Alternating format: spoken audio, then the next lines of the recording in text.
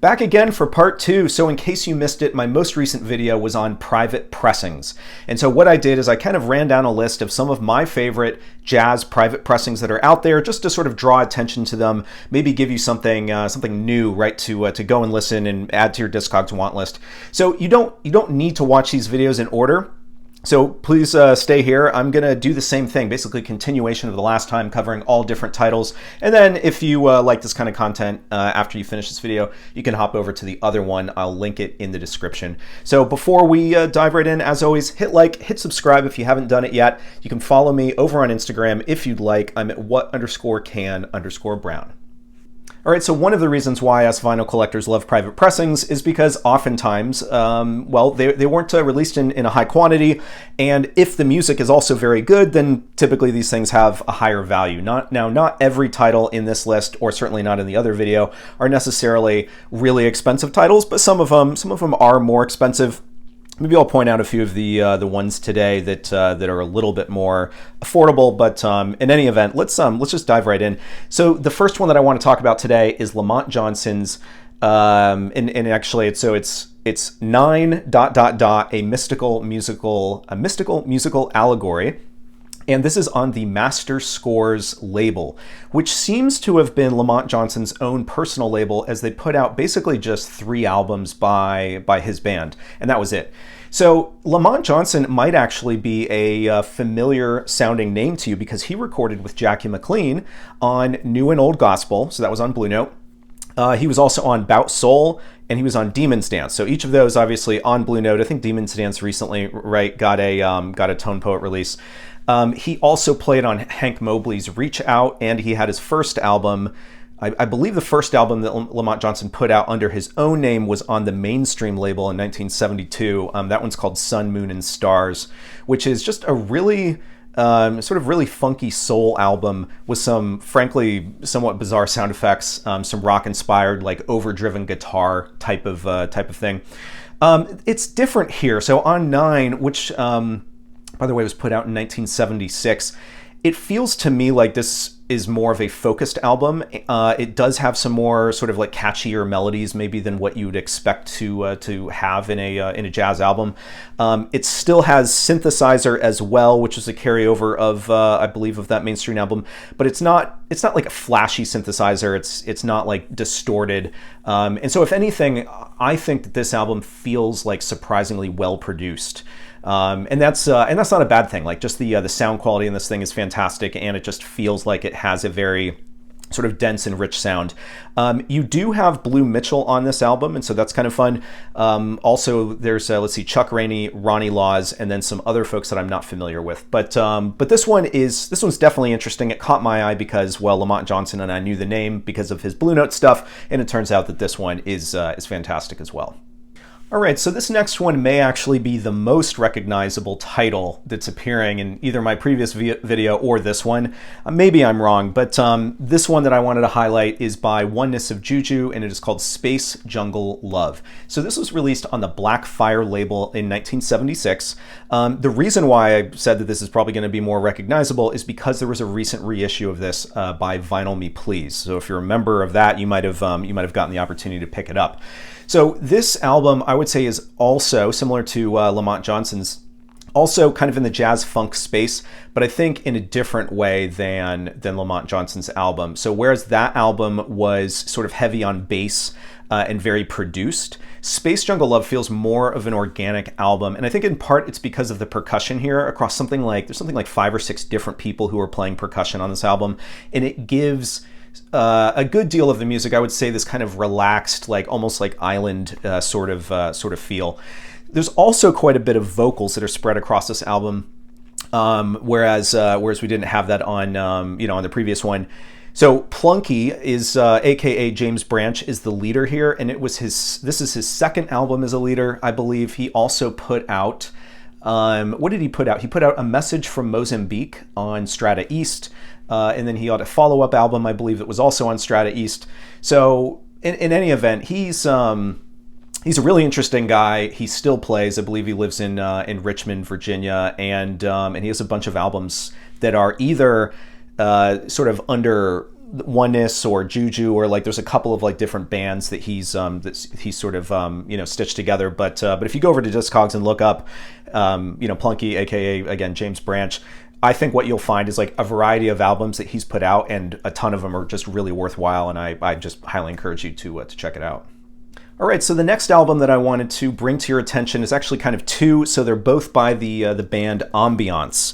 So the first one, you can see Ambiance, and the title of this one is Ebun, I guess, E-B-U-N. And this other one is Ambiance 2, and it's Come Touch Tomorrow. So these albums, and actually these are some of, I want to say maybe like 5 or 6 or maybe more. I'd have to double check. But Ambiance put out a bunch of stuff. They're all great. These happen to be put out on the Da Mon Records label in 1979 for Ebun and 1985 for Come Touch Tomorrow. Like I said, there was a number of other albums that this band put out on this label. What to expect here, I would say, is it's sort of like heavy electric guitar here as a primary melodic instrument. It's very funky, definitely has an almost like danceable component to it. And it's a lot of fun. Like this music is very much, I would say, a product of its time, right? So 1979 to 1985, it was like sort of the disco thing that carried, between the two decades. I think there's also some Latin influences to this as well. But I would just say go and preview this. So for each of these, actually, some of my favorite tracks are the title tracks. So go check out Ebun, go check out Come Touch Tomorrow. I'm always looking for ambiance, just because I think that some of these covers don't really look that inspired, and I'm just waiting for someone to not really know what they have, or to like be able to discover one of these things in the bin somewhere. Okay, next up is Johnny Walker, not that Johnny Walker, and this is Advent. So this album was put out on the Walk On Enterprises label, which only put out this release, so it was just a one-off. This thing came out in 1982 and is pretty funky, but still, I would say, heavily jazz. So there's a bunch of people on this album, a lot of amplified instruments, but Walker himself is a trumpet player. I believe he got his start actually with Lionel Hampton, interestingly enough.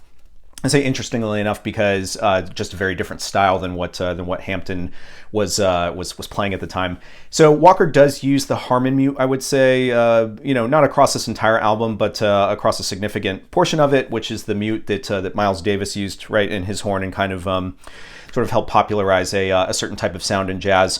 This album is fantastic though. So you got Larry Aberman on drums, Charles Stevens on trombone, Tom Chapin on alto sax, and Sam Turner on percussion. And this is one, probably because it was put out in the early 80s, that is not as known, I would say, but at the same time, this is one of those albums where if you ever do come across it in the bins, you're probably going to notice it, because that's a fantastic cover, kind of sort of harkens back to 60s and 70s types of covers, and it turns out that in this case the music actually delivers as well. So I wanted to include an album on the Nimbus West label, which is Horace Tapscott's label. In fact, a lot of the releases on Nimbus West were under Horace Tapscott as a leader. What I've come to realize is that I don't have any. And I actually used to have The Call by Horace Tapscott, but I ended up passing it along to someone else because it just really wasn't for me. What I did realize, though, is that I have this title. So I have Gary Bias's East 101. So this came out in 1981. Gary Bias plays alto, soprano, and flute, and this album is, I would say, in the post-bop kind of space. I'll include a link in the description to not only a track from this, and actually it'll be Asiki is one of the highlights, I think, on this album, but I think what I'm going to do is try to pick a track for each of these albums, and I'll include a link in the description in case you want to go and preview them. But in any event, this is a fantastic album that's on Nimbus West, and a lot of people don't sort of connect it to it because Horace Tapscott was I'm sure involved with this, but he doesn't play on it. All right, so here's another one-off label to highlight. So this is Dick Griffin's A Dream for Rasan. So this was put out on the Ruby Records label. Again, the only title that they ever put out. You may know the name Dick Griffin because he had an album for Strata East that was called The Eighth Wonder. He also did an album that's fantastic called Now is the Time that was put out on Trident Records. That's actually another label that maybe I should have included, but maybe if I ever do a part 3 of this thing, I will. Both of those albums, by the way, are highly recommended. I wanted to include this one because I thought that maybe it was perhaps the least known out of the 3 that I mentioned. And this thing also has a star-studded lineup that you can see right here, right? So it's Gary Bartz, Billy Hart, Stanley Cowell, Cecil McBee, Idris Muhammad, and then actually, interestingly, the producer of this album is Teruo Nakamura, who's a fantastic bassist. So I would say the track There Is a Time for Love is one of the highlights, and I'll try to link to that as well. This one, I'll say this album is a little bit uneven for me. It feels to me like there's a decent portion of it that is perhaps a little bit too commercial in sound in terms of like playing covers. But I did want to include one of the 3 Griffin albums, and again that track There Is a Time for Love, I just think is really, really nice. So yeah, I mean, I'd still recommend this, and I would say that out of all of these that I'm covering, this is probably one of those that's, just a little bit easier in terms of in terms of its price. It's easier to pick up.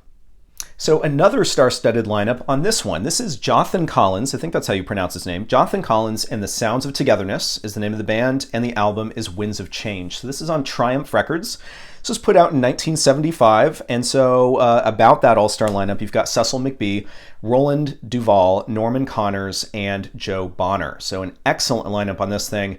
I would say Prayer for Love and Peace is probably one of my favorite tracks on this. Very like sort of spiritual jazz vibe with a lot of auxiliary percussion in terms of the usage of bells. So Collins is, I would say, mostly a trumpeter, but he has played other instruments, including bass. In fact, he was on like a Folkways album as a bassist in 1973, and then he was on like a gospel album in 1972.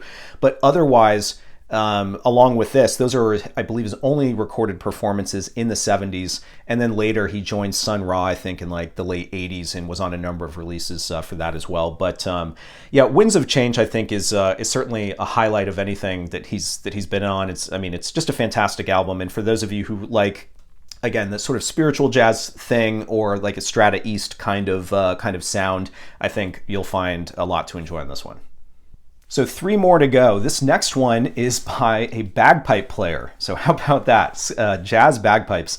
So of course I'm talking about Rufus Harley, and the album is Recreation of the Gods, and this is on Ankh Records, put out in 1972, and I do believe the only release on that label. This one has Bill Mason on organ and Larry Randolph on bass, and then Larry Langston on percussion. So for those of you who don't know Rufus Harley, you can if you can find, what is it, like 3 or 4 records he put out for Atlantic Records. And I used to actually own each of those, and I just realized it didn't get enough spins, and I didn't really think that bagpipes were able to, I don't know, it didn't make sense to me, I guess, to have bagpipes and jazz happening kind of at the same time, because bagpipes is just a little bit of a cumbersome instrument, and I just didn't feel like it was a voice that I necessarily wanted to hear that much. And so I ended up selling off my Rufus Harley stuff on Atlantic. And then later I picked this one up and decided to keep it, both because, well, let's be honest, it's rare. But also there's just a lot more going on than just him playing bagpipes. In fact, he also plays an electric soprano sax on this album. He delivers like a spoken word kind of sermon across one of the tracks as well. And I would just call this album an experience. So there's, like I said, there's a lot going on. There's like effects on this thing. There's like a clip of like a baby crying that's like mixed into one of the tracks. And so I don't know, it's one of those albums that I put on when I'm just in that kind of mood, and it's a little bizarre in places, but I think that there's still, plenty to appreciate in this album as well. All right, so these last 2 are kind of connected, and I'll explain. So this is Mr. Billy Higgins, obviously by Billy Higgins. And he's here with, William Henderson, Gary Bias, and Tony Dumas. So this label is, what is it called? RZA Records. I think it's pronounced RZA Records, R-I-Z-A. They put out something like 6 or 7 albums.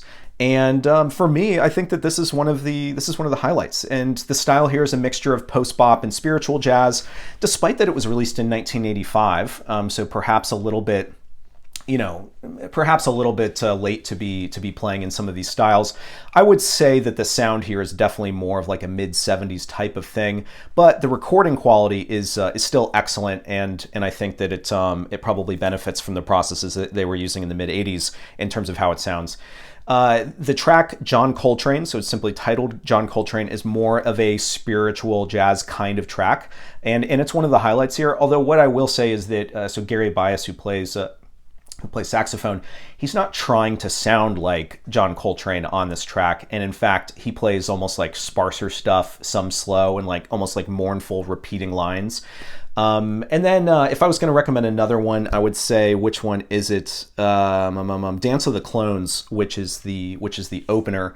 It's like a 9-minute track, and it's fantastic, definitely more in the post-bop kind of space. So like I said, it kind of it bridges these different styles, and again, I think a highlight of this album is simply in how well the engineering was done, or how well it was produced, because the thing just sounds really, really nice. All right, so one more, and this is actually the one that was sort of the inspiration for me making these two videos, and that's because I just got this in the other day, right before I decided to make them. So this is Scotty Young's Outside In. And why I said that these last two are sort of connected is because RZA Records actually distributed this title, although technically this is put out on the Space Administration label, which was Scotty Young's own label. So that's kind of the connection. And Space Administration put out, I want to say, 4 or 5 albums for Scotty Young. And because I like this one so much, I went and found copies of the other ones, and so they're in transit. And I'm hoping that they are. I'm hoping that they're as good as this. So the artists on here, along with Young, include Mark Levine, Jerry Rush, Richard Applenalp, and Sherman Ferguson. So, as I said, I really like this one. Fantastic music, also in a post-bop kind of vein. Scotty Young is a bassist, and like I said, he has these other albums that he put out on the same label. I would say that if I was going to recommend a track, I would go with "If I Give You Everything," which is the opener. Just really, really nice, and I was just surprised. Like, here's the thing, and maybe this is like a good sort of sum up. Is that with these private pressings, the odds of you having heard the music before you find the vinyl are like, sort of slim to none, because a lot of these are just not known. Like, I'd never heard of RZA Records until I got the Billy Higgins title, and then that led me to find out about Space Administration label, which is again Scotty Young, and that's how I ordered this. And so, I don't know, some of these like, whether you call them internet rabbit holes or like research kind of things that you can do to help you discover something new that you weren't previously aware of, I just think that that's a really fun part about this whole process of whether you call it collecting records or whether you simply want to call it appreciating music. But these different like avenues that people take in order to find new stuff that gives them a lot of energy. So thanks everyone for sticking with me through these 2 videos. So if you got through this one and you haven't watched that first one, like I said up front, I'm going to have a link in the description, and you can go check that out. But hopefully you learned something, discovered an artist you weren't aware of, or an album, and yeah, I guess that's it for me. So thanks again, and I will see you next time.